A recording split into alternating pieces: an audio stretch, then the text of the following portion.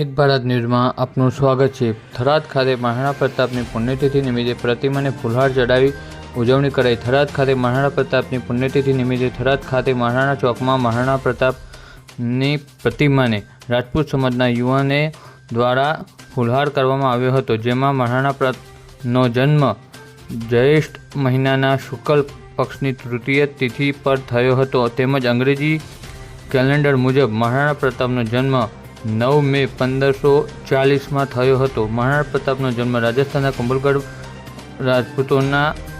કુંભલગઢમાં રાજપૂતોના એક હિન્દુ પરિવારમાં થયો હતો।